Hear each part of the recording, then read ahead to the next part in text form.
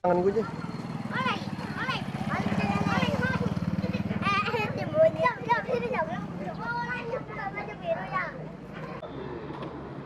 Adik-adik pun nanti kalau mau bekerja. Kabur. Sono ajak main dulu apa?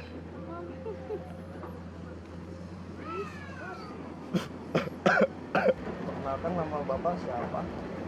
Nama saya Suhendra, dipanggil dengan nama Pak Hendra. Awalnya Bapak berasal dari mana, Pak? Saya berasal dari Karawang, Lahir di Karawang. lahir di Karawang, gede di Karawang. Terus saya berusaha ke Jakarta, sampai punya istri di Jakarta, Mantap. sampai punya anak dua. Saya berubah nasib, pulang dulu saya ke kampung, ke Karawang dulu, kerja di Karawang. Ternyata kurang bagus juga untuk perekonomiannya. Akhirnya saya berpikir kalau mau kerja di tempat yang formal, ya kan, yang resmi, semacam nggak usah jauh-jauh pabrik ke apa itu. Saya udah tua, akhirnya saya lari ke sini untuk mengais rezeki di sini, mengadu nasib aja lah di sini. Sudah berapa lama Pak di sini yang jadi profesi jadi pemulung? Profesi jadi pemulung dari tahun 2000, udah 22 tahun. Sebelum menjadi seperti ini apa ada profesi lain, Pak? Profesi lain ya sebelum ke sini, kalau udah terjun ke sini ya langsung jadi pemulung. Kalau sebelumnya memang saya pernah kerja di pabrik penggilingan padi, itu ternyata untuk memenuhi kebutuhan hidup ternyata kurang. Akhirnya saya ya seperti ini, pelariannya nyari ke sini. Cuman di sini pas baru masuk saya kagetnya apa? Karena di sini keras usaha di sini. Bagaimana suka duka Bapak selama di sini, Pak? Suka dukanya ada. Sukanya ya kalau kita pertama, walaupun kita kerja di sini dikasih kesehatan, panjang umur, bisa membiayai anak sekolah, kebutuhan juga walaupun nggak lebih tapi cukup untuk kebutuhan sehari-hari. Itu sukanya. Gitu. Kalau dukanya ya banyak juga dukanya. Misalnya kita kalau lagi, tapi kita sendiri belum pernah ngalamin seperti orang-orang, seperti teman-teman yang lain. Ada yang bahaya kena alat dalam bekerja, ada juga yang sering sakit yang keras. Itu dukanya di situ. Yang ada kami juga di sini. Kadang-kadang ya seperti itu, seperti kita dikasih sapi. Terus kedua, misalnya pas lagi krisis, itu pengaruh krisis, misal harga-harga murah gitu kan. Jadi akhirnya apa? Kita memenuhi kebutuhan. Yang itu bagaimana cara untuk Bapak mengatur penghasilan Bapak untuk sehari-hari, Pak? Penghasilan yang penting ada rasa semangat dan memang kita tujuannya adalah baik. Insya Allah rezeki Allah yang ngatur, ya kan. Makanya kita dengan cara mencari rezeki yang halal, insya Allah walaupun sedikit cukup. Karena apa? Karena kita yang mencari adalah keberkahan dari Allah. Itu. Karena kita usaha itu yang dikedepankan adalah akidah dan akhlak. Jadi kita berhati-hati. Jual barang juga kira-kira yang kira-kira nggak laku, kalau sampai kita jual itu namanya membohongi diri kita sendiri, ya kan? Berarti kita membangkrutkan orang lain. Nah, walaupun kita dapat uang juga ya, biarpun dapat uang banyak juga uang itu sendiri ya mungkin kurang barokah. Seberapa juga nggak bakalan ada cukupnya, tapi penghasilan kita misal 50.000 sehari, kalau dihitung-hitung secara matematik mungkin nggak cukup ya deh, nggak cukup. Tapi ya itulah Allah memberikan cukup aja gitu. Walaupun cuma hanya 50.000 ya cukup aja. Nah, ini Pak harapan ke depannya Pak untuk keluarga mungkin untuk Bapak. Kalau harapan ke depannya juga nggak muluk-muluk. Yang penting saya ingin menjadi keluarga yang sakinah mawaddah warahmah. Ya, adapun masalah ke depannya kita nggak tahu ya, cuman hanya bisa berencana. Yang menentukan adalah yang kuasa ya, yang menentukan. Walaupun kita kepengen misalnya anak kita yang sekolah nih bagaimana kita sebagai anak itu jangan sampai istilahnya ngikutin jejak orang tuanya jadi pemulung. Itu kan cuma hanya angan-angan kita, tapi kita berusaha tetap, ya kan, berdoa ya wajib, ya kan. Gitu. Cuman kan yang menentukan Allah. Tapi kita jangan pasrah dengan ketentuan Allah. Kita berusaha dulu. Seperti itu. Mungkin itu aja Pak. Sekarang harga-harga kayak yang untuk Bapak jual itu berapa sih, Pak? Nah, sekarang agak lumayan nih ya, harga-harga nih. Emberan yang biasanya dulu mas kita dijual paling 12, sekarang 15 kita jual ke lapak tuh. Itu 1.500 per kilo. Kaleng-kaleng. Setelah sekarang bahwa impor baja dilarang oleh Pak Jokowi, oleh Presiden kita, ternyata membawa imbas bagus juga ke pemulung. Jadi harga-harga kaleng juga naik, yang tadinya kita dibeli cuma hanya 1.000 atau 1.500, sekarang ada yang sampai dijual 2.500 sampai 3.000 dari pemulung itu. Kalau lapak-lapak ke sana berarti lebih tinggi lagi. Itu ada imbasnya juga gitu, dikurangi impor. Impor baja tuh. Ada juga kertas. Sekarang kan kertas, tapi kalau misalnya sampahnya sampah impor, itu kertas itu menurun yang di sini. Karena banyak sampah impor. Tapi setelah sampah impor yang sekarang dilarang, yang tadinya kertas di pabrik aja, pabrik kertas nih, Pajar, pabrik besar, itu paling dibeli 1.500 per kilo. Sekarang udah 3.000 lebih. Karena impor itu ditahan sama Jokowi, nggak boleh impor sampah. Masa kita negara impor sampah. Betul. Kemarin pas pandemi ini kan, kita kan habis mengalami pandemi kan ya. Iya. Ada dampaknya nggak sih Pak untuk para pemulung di sini? Kalau pemulung sedikit banyak memang ada, ya kan, ada. Pertama harga-harga juga turun naik ya, sudah stabil. Jadi harga itu benar-benar labil ya, turun naik. Terus kedua juga ya dengan usaha juga kadang-kadang ada ngerinya juga, walaupun itu adalah urusan yang kuasa, tapi kita harus berusaha bagaimana caranya itu, karena berita seperti itu kan kita ngeri sekali, ya kan. Tapi alhamdulillah di pemulung ini nggak ada satupun yang kena corona, padahal yang diolah-olah itu adalah sampah corona. Betul. Allah maha tahu benar-benar kalau makan di situ, kalau kita nggak bersujud kepada Allah itu salah betul, salah benar-benar. Karena apa? Corona orang aja pada takut, ngobrol aja takut. Lah ini sampah orang kena corona, Wisma Atlet kan kena corona, dibuang ke sini. Lah di sini mah uyak-uyak mana-mana. Rebutan lagi. Rebutan. Bekas aku aja kadang-kadang ada yang sisa diminum. Ada jarum suntik, ada bekas Iya. bungkusan. Kan takut Itu ya? istimewa di sini. Sisaan orang, sisaan minum, sisaan makanan. Itu kadang-kadang kalau pemulung-pemulung dimakan nggak ada yang kena corona tuh. Itulah keajaiban Allah di situ. Keajaiban Allah tuh benar. Oh iya Pak, kita pengen tahu nih Pak, alasan Bapak nih menjadi pemulung itu apa? Kenapa Bapak mengambil profesi menjadi pemulung? Kenapa pengen tahu? Alasan saya pertama, saya emang udah tua, ya kan, udah nggak bisa lagi kita berusaha di perusahaan-perusahaan yang formal, semacam kantor, pabrik, ya kan, itu kan harus benar-benar mengandalkan, selain aktif kan mengandalkan tenaga juga yang fit, ya kan. Kalau benar kita udah tua, sekarang aja udah mungkin 60 tahun, ya kan. Nah, untuk tenaga segitu nggak ada yang mau nerima seperti kita kerja, gitu. Itu pertama. Yang keduanya juga kenapa saya profesi jadi pemulung? Ya emang pemulung ini adalah satu-satunya profesi yang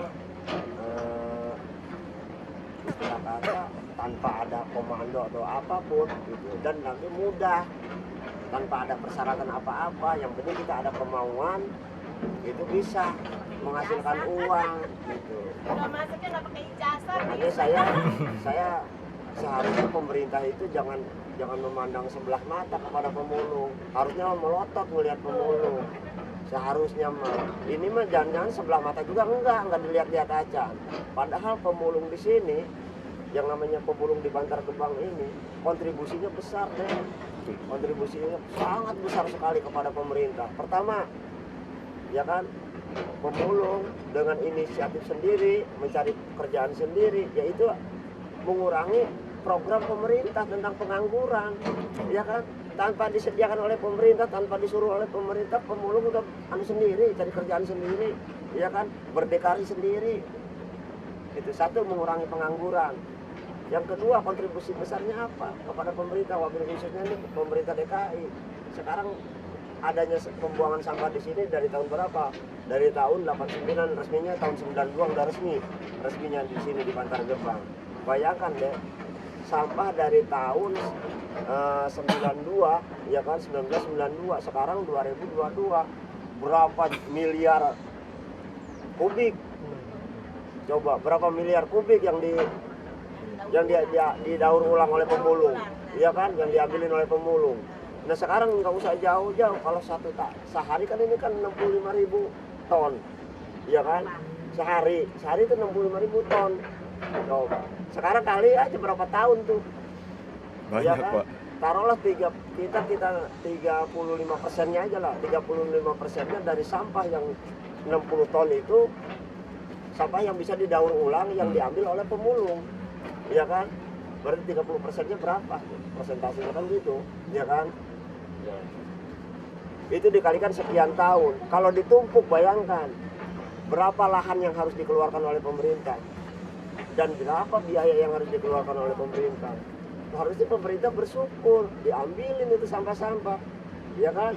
Bisa didaur ulang, menciptakan lapangan kerja lagi buat orang lain, ya kan? Gitu. Terus bisa bikin pabrik-pabrik juga, bikin penyerapan tenaga kerja juga. Itulah harusnya pemerintah jangan melihat sebelah mata lagi, melotot harusnya mah, ya kan? Itu sisi, taruhlah itu ucapan sisi politiknya lah, kita nggak perlu kasih itu. Tapi kan angan-angan kita, harapan kita pengennya diperhatikan oleh pemerintah. Nah, alhamdulillah setelah Gubernur Ahok pada waktu itu ada kontribusinya kepada pemulung, bahwa Ahok berbicara langsung kepada pemulung bahwa pemulung tidak akan dihilangkan atas nama gubernur, bukan atas nama Ahok. Atas nama gubernur, Ahok mengatakan bahwa di Bantar Gebang pemulung akan diberdayakan. Contohnya dibuatkan BPJS ketenagakerjaan, diikut sertakan.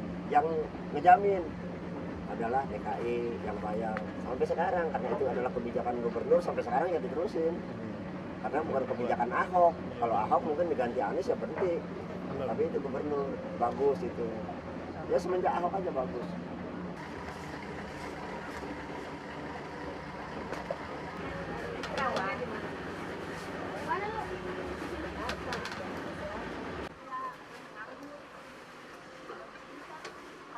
Sampah tuh dari Jakarta Selatan, Jakarta Pusat, jarak ke itu DKI ya enak.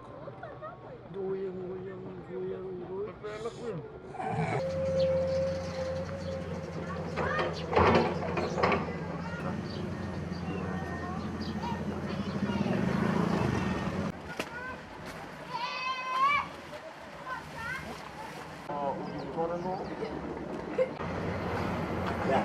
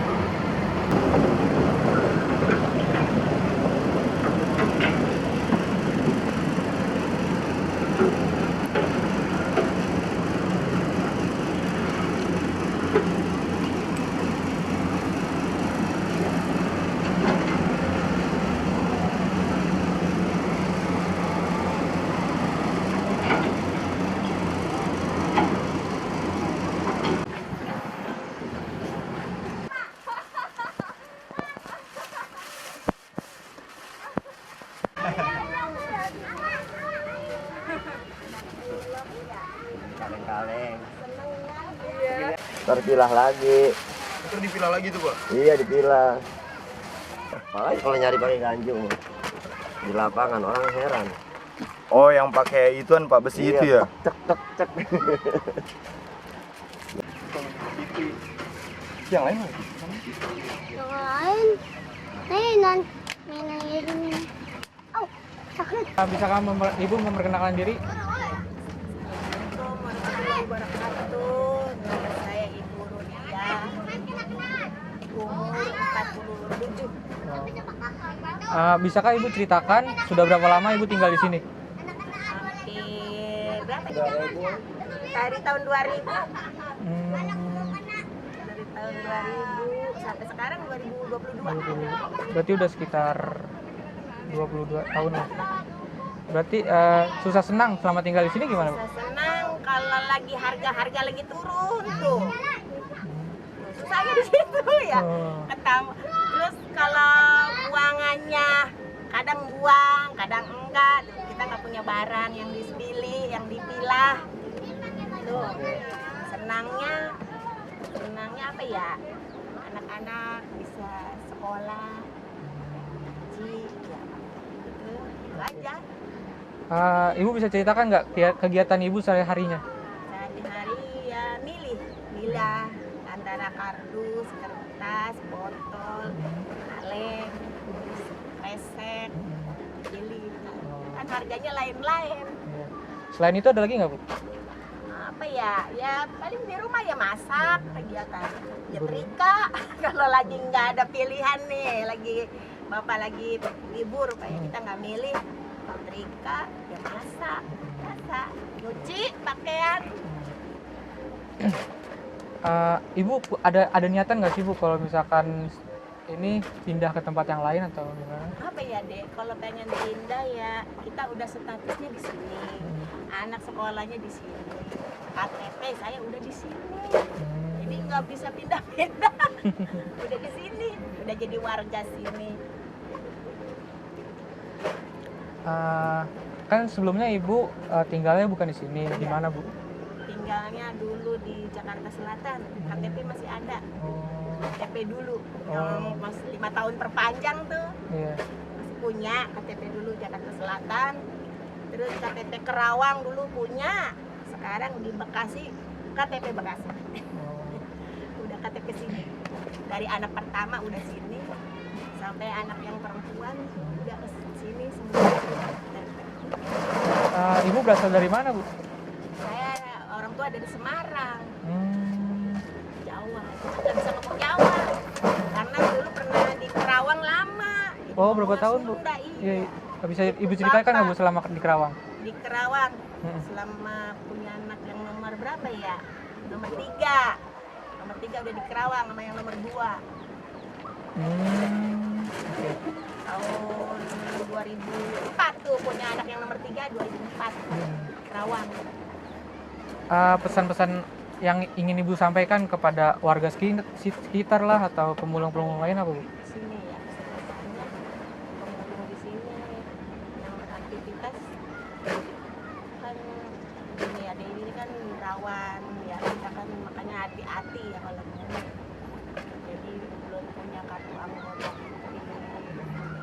BPJS ketenaga kerjaan, cuma kan ada yang punya, ada yang belum. Nah, dia identitasnya nggak punya KTP. Tuh yang saya sayangin pemulung tuh di situ. Jadi kita identitas tuh pengennya DKI kan lengkap. Ya, punya KTA, ID, terus BPJS, KTP, gitu deh. Jadi ntar kalau ada apa kan ada yang menanggung jawab. Karena kita di lingkungan pemulung kan dulu kemarin aja ada yang mulung jatuh dari mobil dibawa ke USD Bekasi, itu nggak buru-buru ditangani karena dia kecelakaan kerja ya. Iya. Karena dia nggak punya identitas, KTP aja sampai nggak punya. Makanya dia kayak orang gelap ya kalau begitu Mbak ya. Itu yang disayangkan itu doang tuh. Di mulung. Harapannya untuk kedepannya gimana, Bu? Nah, harapannya apa ya? Bentar tuh Bang. Nah, apa ya Pak? Harapannya ya pengennya usahanya jangan di ini aja sama, pengen meningkat yang lain. Cuman apa ya? Barangkali anak sekolahnya sukses kali ya, bisa ngangkat derajat orang tua barangkali.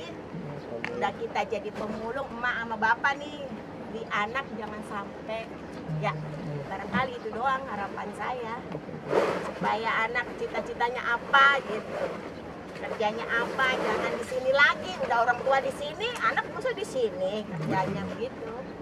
Pengennya anak kerja apa yang bisa ngangkat derajat orang tua.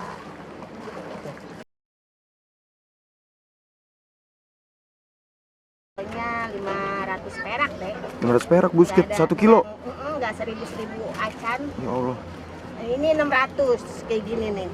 Bekas bungkus Iya. minyak. 600 perak. Kresek deh kalau itu dicuci, ini kresek. Kresek, Bu. Iya, di pabriknya tuh udah dicuci. Kalau udah masuk pabrik. Ini Kak, roti. Ya, Kak. Ya, Kak.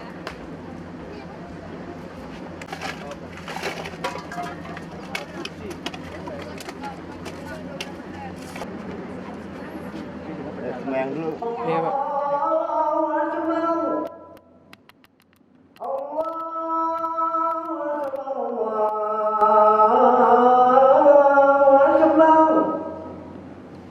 Asyhadu an la ilaha illallah. Asyhadu an la ilaha illallah.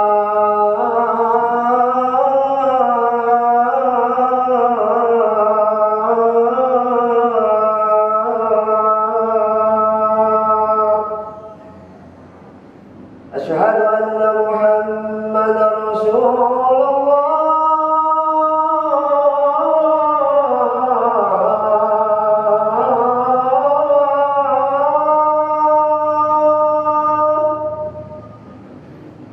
Asyhadu anna Muhammadar Rasulullah.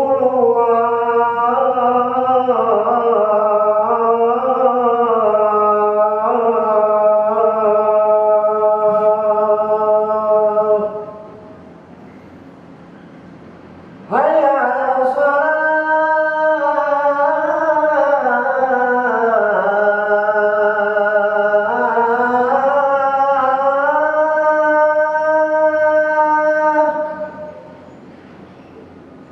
Hayya 'alas shalah.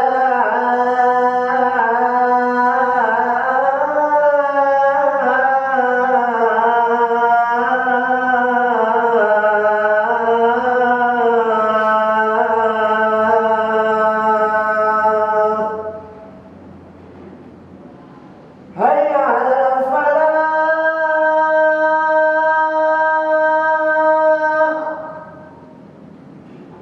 Hayya 'alal falah.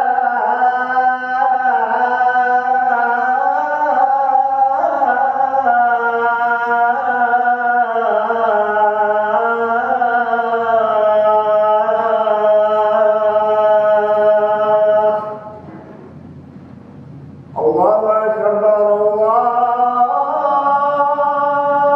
Allahu akbar.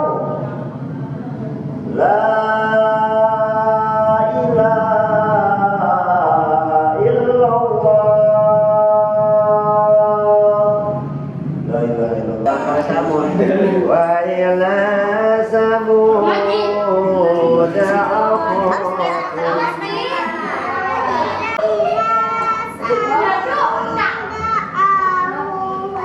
akhahum.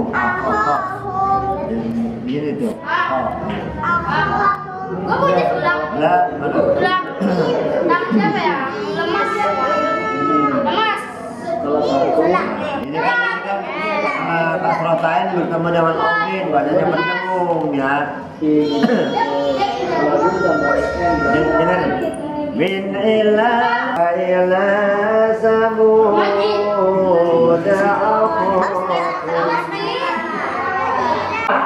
yang banyak ya, doain. Itu anak yang soleh, anak pengajian. Bisa minta duit, Mak. Saya minta duit buat jajan, nggak ada, Neng. Kita berdoa, ya Allah, berikanlah rezeki kepada kedua orang tua Mbak. Gitu. Kita madain tangan, ya minta kepada Allah. Itu. Karena Allah adalah sang pencipta rezeki. Rizki Nabi ya, jangan main-main ya. Nabi itu hadir kalau kita baca salawat ya. Allahumma arhamni bil Qur'an waj'alhu li imaman wa nuran.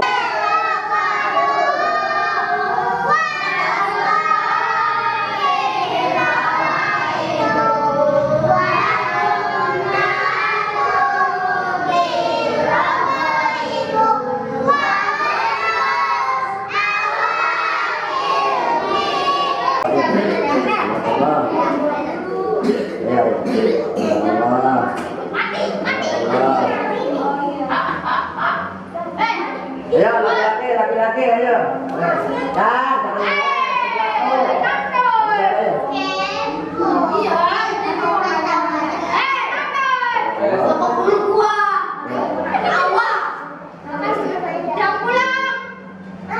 Siapa? Rizis Umurnya berapa sih? 19 Berapa? Berapa? 54 Nih, kan lagi di sini. Senang nggak sih diajar sama Pak Hendra? senang Senangnya tuh kenapa? ya bisa ngaji bareng Terus? bisa sama teman-teman mainan canda. Kalau kalian ngaji di sini tuh udah berapa lama sih? Dari TK kelas 3 kelas 2an. Berarti udah lama banget ya. Kalau menurut kalian, Pak Hendra tuh orangnya kayak gimana kok? Baik. Baiknya tuh kenapa? Tengah ngajarin Suka marah-marah kita nggak? kerjaan. Kalau marah-marah nggak? Kadang ya kalau bandel Kalau kalian bandel nggak? bandel Harus ada ya. harus ngaku. Kalian ngaji di sini udah ikro berapa? 4 3 Kan kalian ngaji di sini nih. Udah hafal berapa surat pendek sih? Kira-kira apa aja gitu? Surat pendek yang kalian udah hafal? Anas, apa Al-Fatihah? panas.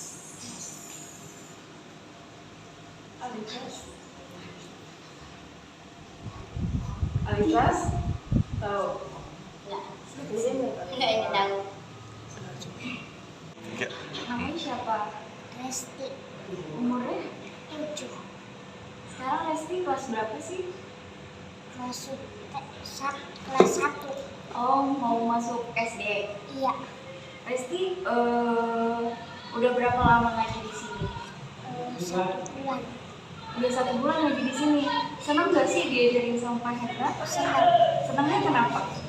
Kalau ngajar tuh itu senang, baik, Terus? ya.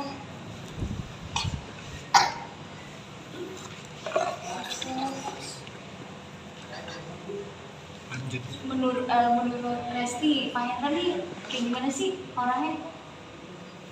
Baik. Terus?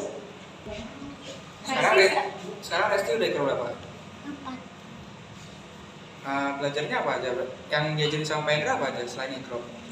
Belajar ngaji nggak? Belajar sholat nggak? Diajarin nggak sama Pak Hendra? Iya. Sholat. Terus kalau belajar ikro, diajarin juga nggak cara-cara baca ikro tuh yang benar gimana? Iya.